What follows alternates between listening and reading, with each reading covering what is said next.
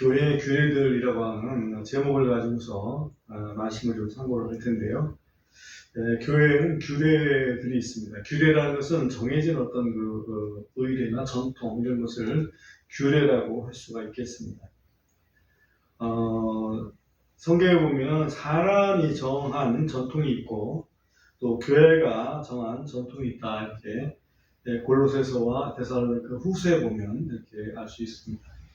특히 교회의 전통을 사도 바울은 몇 차례 강조를 했습니다. 주님께서 명령해 주신 어떤 명령과 같은 규례가 있고 또 주님께로부터 배워서 사도들이 전한 규례가 있습니다. 예를 들면 주님께서 명령으로 내주신 어떤 규례 같은 경우는 침례라든지 또는 주의 만찬 이것들은 주님께서 정해서 이렇게 명령으로 내주신 겁니다. 반면에 지금 오늘 여기서 얘기하고 있는 또 예배 때에 여자들이 머리에 뭐를 쓰느냐 마느냐 하는 이런 것은 이제 사도들이 주님께로부터 배워서 또 받은 그런 규례라고 이렇게 할 수가 있습니다. 그 규례들은 여기에 나타나지 않지만 예를 들면 안수에 관한 규례라든지 또는 예배에 관한 규례라든지 또는 헌금에 대한 규례라든지 또는 병자 안수에 대한 규례라든지 이런 것들이 규례에 속한 일이라고 봅니다. 자, 우선 첫 번째 주제가 여기서는 이 여자의 긴 머리에 대한 그런 내용이 들어있습니다. 3절에 보시면은 그러나 나는 너희가 알기를 원하노니 각 남자의 머리는 그리스도시요 여자의 머리는 남자요 그리스도의 머리는 하나님이시니라. 이 머리라는 것에 대해서 강조를 지금 하고 있습니다. 머리는 몸에 붙어 있습니다. 그렇지만 머리는 항상 몸보다 위에 있습니다. 그리고 머리가 몸을 지배합니다. 만약에 머리가 없고 몸만 있다면 죽은 몸입니다. 그러므로 머리가 굉장히 중요합니다. 여자들 위에 머리의 기능을 하는 것이 남자들이다. 이것은 어찌 보면 결혼한 여자에 대한 남편을 의미합니다. 그리고 그 남자들 위에는 그리스도가 머리 노릇을 하신다라고 하였고 또 그리스도 위에는 하나님이 머리 노릇을 하고 계신다. 왜 예수 그리스도는 하나님의 아들이시고 삼위일체 하나님이시지만은 질서상 하나님 아버지께서 머리로 계신다는 것을 여기서 언급을 하고 있다 이렇게 보면 됩니다. 왜냐하면 그리스도는 인간의 몸을 입고 오셨기 때문에 또 하나님과 인간 사이에서 하나님이시면서 동시에 인간이신 그런 분이기 때문에 동격이시지만은 하나님 아래에 계시는 걸로 그리스도께서도 말씀하셨고 또 이 성경에서도 말씀을 하고 있습니다.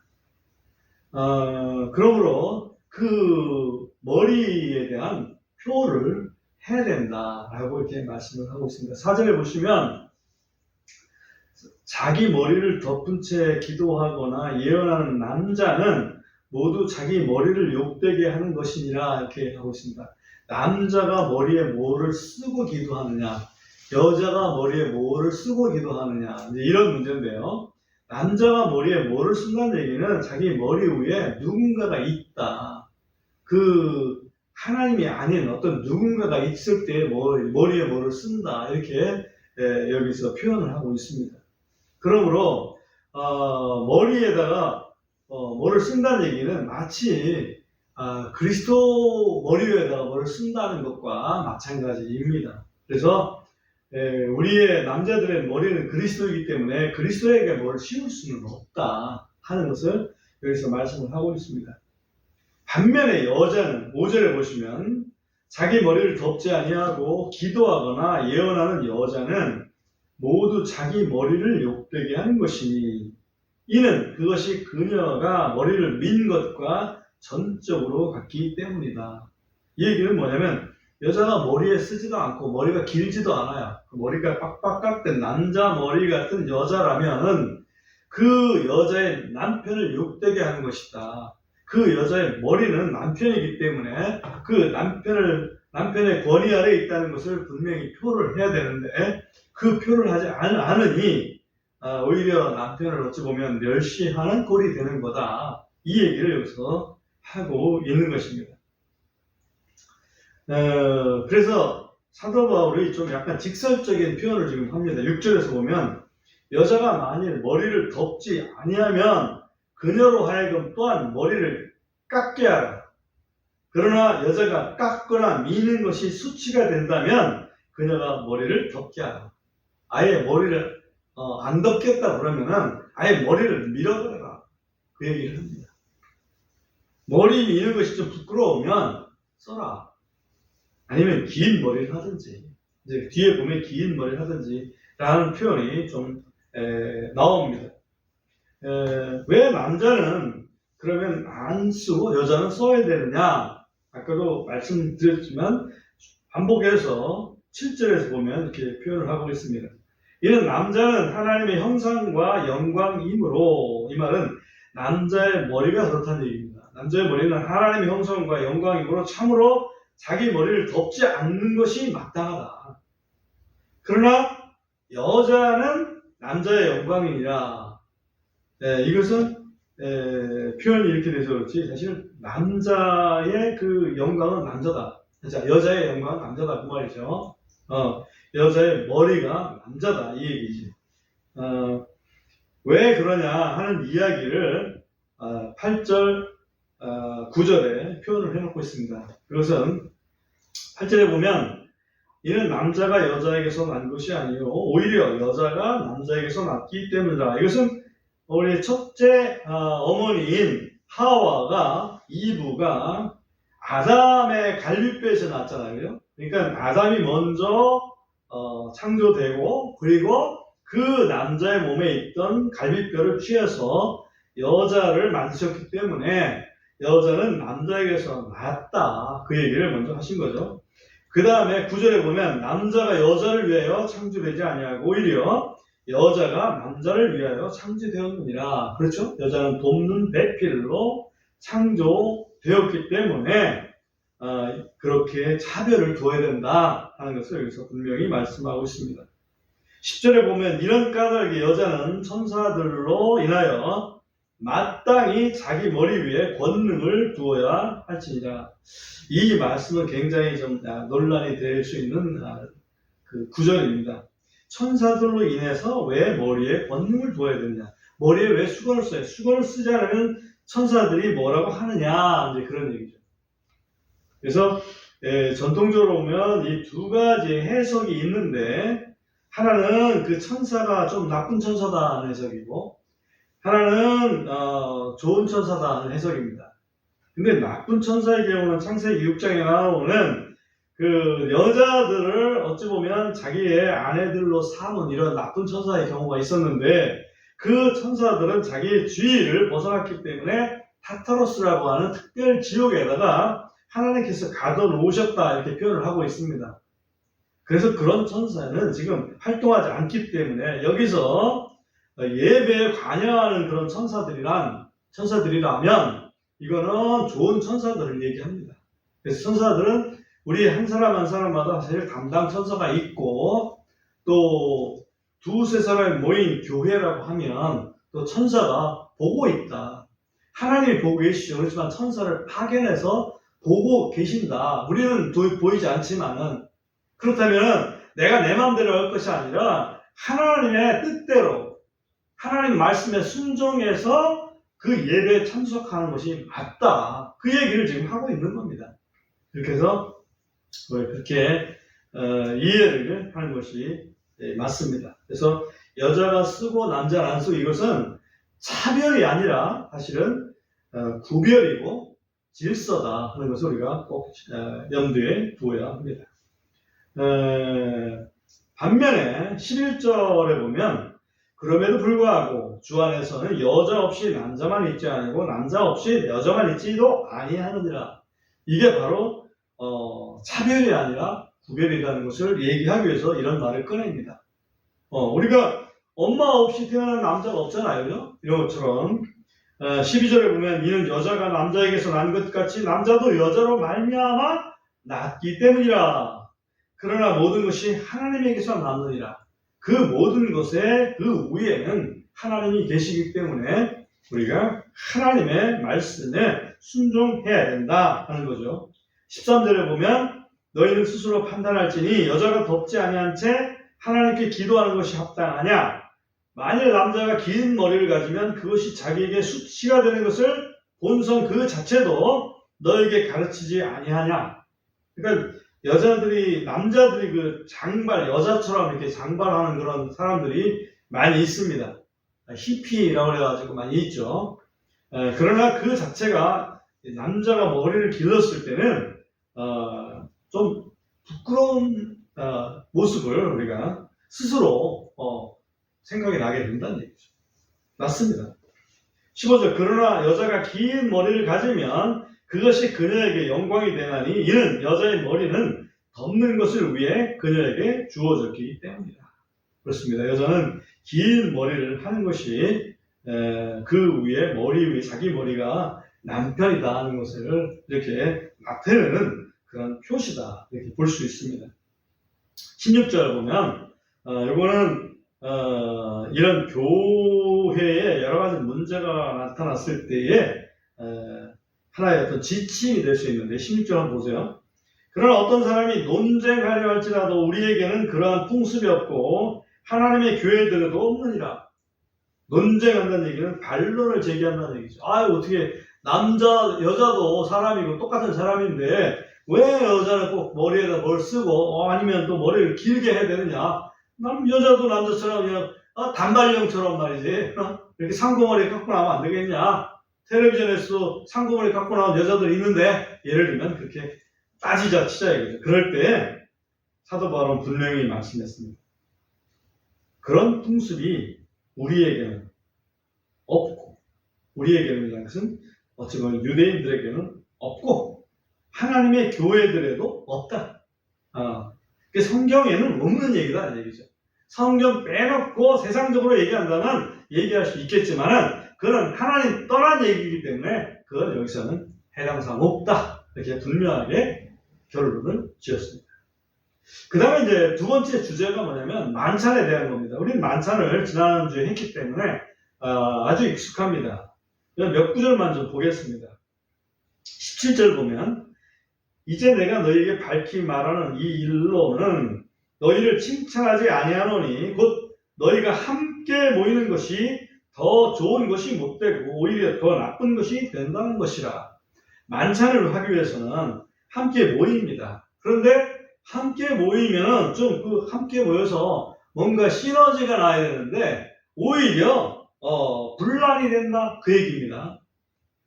예를 들면 18절에 이는 무엇보다 먼저 너희가 교회에 함께 모일 때에 너희 중에 분열들이 있다는 것을 내가 들었으며 내가 일부분 그것을 믿기 때문이라. 함께 모이긴 모이는데 서로 각각 뭔가 너는 나하고 친하지 않아.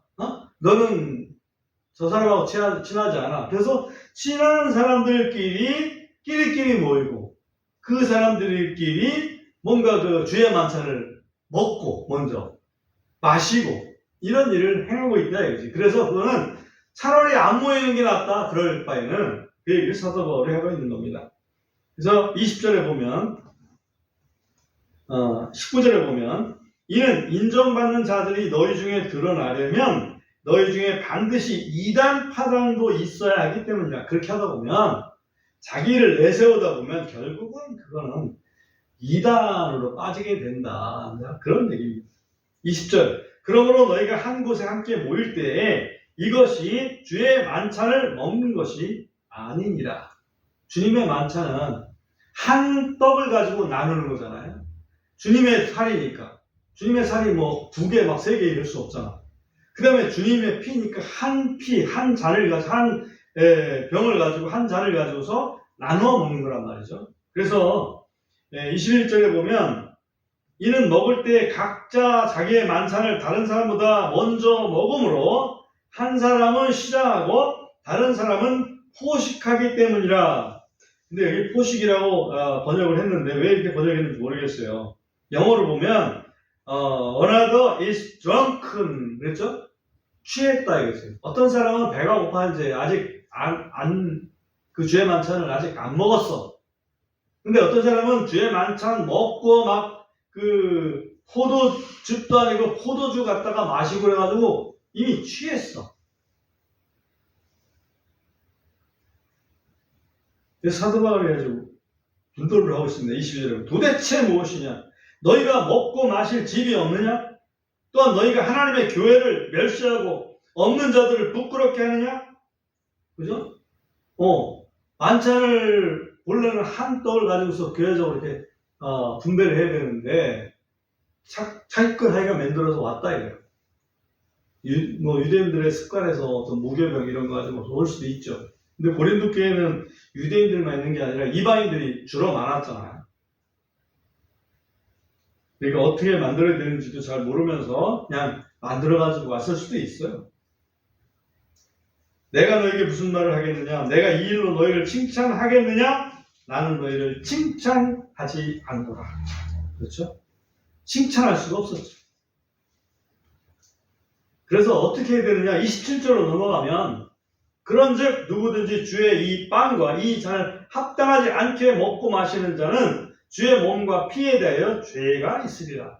이것은 주님의 살과 주님의 피를 상징하는 것들이기 때문에 주님의 살, 주님의 피, 우리의 죄를 대신 짊어진 그런 그 기념이라 이거죠. 근데 그거를 그냥 자기네 음식 또 그 자기네 음료 그 정도로만 알고 마치 그 잔치하는 것처럼 그렇게 한다면 거기에 주님의 대속이라는 게 쏙 빠져버리잖아. 그러면 이게 주의 만찬이냐 이거예요. 합당하지 않게 먹고 마시는 거죠. 여기 합당하지 않게라고 하는 말을 영어로 보면 unworthy라고 써 있어요. unworthy. worthy 하면 합당하게 그런 뜻인데 가치 있게 unworthy 하면 합당하지 않게. 그러니까 그렇게 먹는 방식이 완전히 합당하지 않아요. 그러니까 이 주의 살이고 주의 피라고 생각해야 되는데 아주 가치 없게 여기고 그렇게 부적절한 방식으로 여기는 거지. 그러면 그게 되겠냐 이거예요.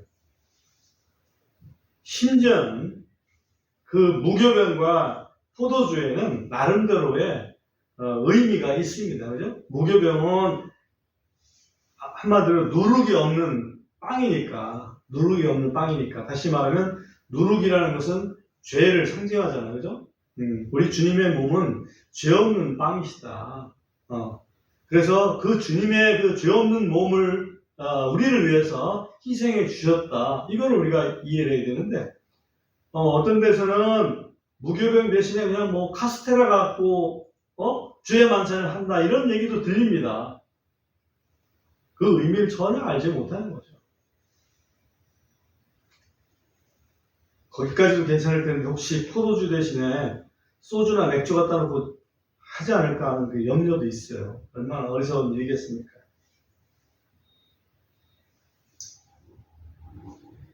심지어 한 빵, 한 포도즙 이게 아니라 함께 먹고 함께 마시는 게 아니라 따로따로 제 멋대로 먹고 마시고 그러면 그게 한 몸인 주님을 섬기는 것이 될까? 전혀 상징성이 없겠죠. 그럼 그 상징성이 없는 행위를 통해서 그들이 가슴속에 남아있는 게 뭐가 있을까? 없을 거라고 봅니다. 우리가 다음 주일날 안식일에 대해서도 좀 공부를 하겠지만은 안식일을 거룩하게 지키라 이렇게 유대인들에게 말씀하셨습니다. 안식일을 지키는데 거룩하지 않게 지키면 안 지키는 거랑 똑같은 거예요. 오히려 더 욕먹는 거지.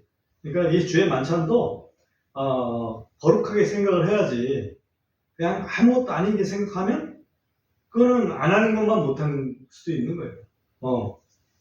그래서 28절에 보면은 오직 사람이 자기를 살피고 그렇게 그는 그 빵을 먹고 그 잔을 마실지니라.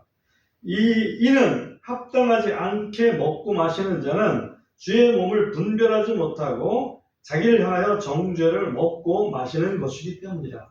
주님께서 나를 위해서 이렇게 살을 내주시고 피를 내주셨기 때문에 감사하는 마음, 그리고 나도 이제는 주님의 그 대속의 은혜에 합당한 삶을 살아야 되겠다는 그런 마음, 이런 걸 갖고 참여를 해야지, 그러지 않고 그냥 먹고 마시는데 정신 팔려 있다 그러면 30절에 보면 이런 이유로 너희 중에 약한 자, 병든 자가 많고 잠자는 자도 많도다. 그래서 약하다는 얘기는 몸이 약해지고 병들었고, 그 다음에 잠들었다는 얘기는 죽는다는 얘기니까 제 나이가 차기도 전에 죽는 그런 일들이 주님 앞에 제대로 분별하지 못하고 대속의 은혜를 제대로 알지 못하고 함부로 까불다가 그렇게 되는 경우가 있다, 이렇게 말씀을 하고 있는 것입니다.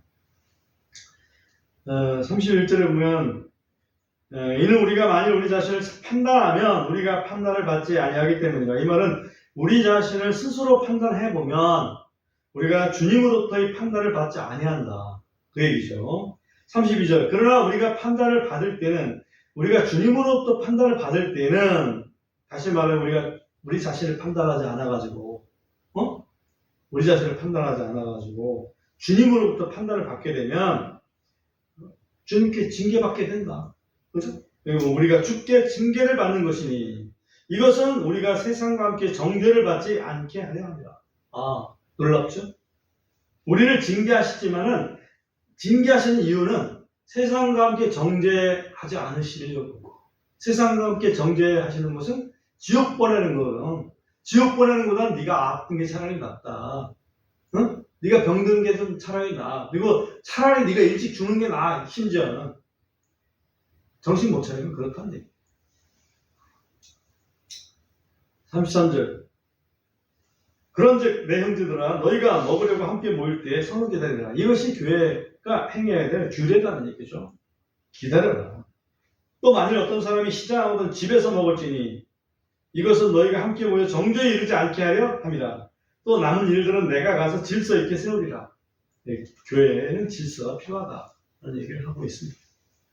그래서 교회 모임에는 질서와 예법이 있게 마련인데 그 질서와 예법을 다른 말로는 규례라고 성경에서 표현을 하고 있고, 이 규례는 사도 바울이 직접 세운 게 아니라 사도 바울이 주님으로부터 배워서 전해준 그런 규례다는 것을 알 수가 있습니다.